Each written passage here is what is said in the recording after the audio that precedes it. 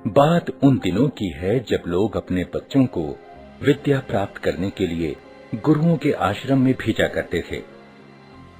बालक वरदराज जब 5 वर्ष का हुआ तो उसके पिता ने भी उसे शिक्षा ग्रहण करने के लिए एक आश्रम में भेजा।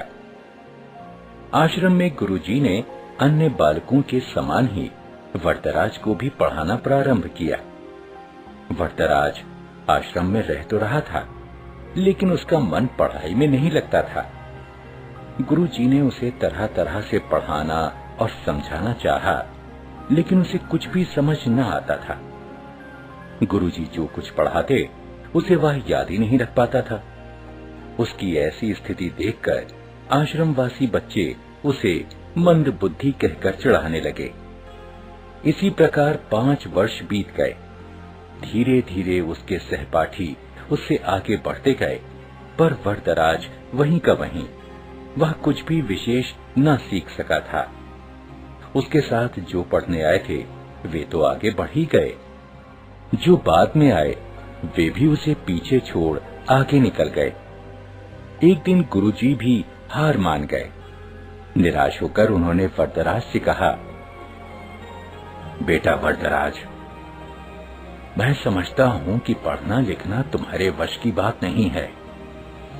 जितना प्रयत्न मुझे करना था उतना मैंने किया, पर मुझे लगता है कि विद्या धन तुम्हारे भाग्य में नहीं है। इससे अच्छा तो यही है कि तुम अपने घर जाओ और वहां का काम काज देखो। वरदराज असमंजस में पड़ गया। गुरुजी के मना करने के कारण उसे अपना भविष्य अंधकारमय लगने लगा। उसे यह चिंता भी सताने लगी कि घर लौटने पर उसके पिता क्या सोचेंगे। गांव के लोग भी उसे मूर्ख महामूर्ख कहकर दुत्कारेंगे। वरदराज करता भी तो क्या, उसने अपना सामान समेटा, गुरुजी के चरण छुए और वह भारी मन से विदा हुआ। वह उदास होकर अनमने भाव से चला जा रहा था। घर वापस जाने का उसका जरा भी मन नहीं था, पर कोई और ठिकाना भी तो नहीं था। कहां जाए क्या उसकी समझ में कुछ भी नहीं आ रहा था। वह सवेरे चला था और अब दोपहर हो आई थी। रास्ते में खाने के लिए गुरुजी ने उसे थोड़ा सत्तू दिया था। उसे भूख प्यास भी लगाई थी। चलते चलते उसे एक कुआं दिखाई दिया। वह पानी पीने के लिए कुएं पर पहुंचा। वहां उसने देखा कि पानी खींचने की रस्सी की रगड़ से कुएं की जगह पर निशान पड़ गए हैं और मिट्टी के घड़ों को रखने से जमीन पर गड्ढे पड़ गए हैं। यह दृश्य वरदराज के मस्तिष्क में बिजली की तरह कौंध गया। उसने विचार किया कि जब रस्सी की बार बार रगड़ खाने से कठोर पत्थर पर निशान पड़ सकते हैं, तो क्या लगातार परिश्रम करने से मैं विद्वान नहीं बन सकता? बस फिर क्या था। वरदराज के मन में आशा की किरण जगी। वह बुदबुदाने लगा, मैं भी लगातार परिश्रम करूंगा, अपने पाठों को मन लगाकर बार बार पढ़ूंगा और उन्हें याद करूंगा। फिर देखता हूँ कि मुझे विद्या कैसे नहीं आती। वरदराज ने कुएं पर हाथ मोड़ा और गहरी सांस लेकर आगे की ओर बढ़ा।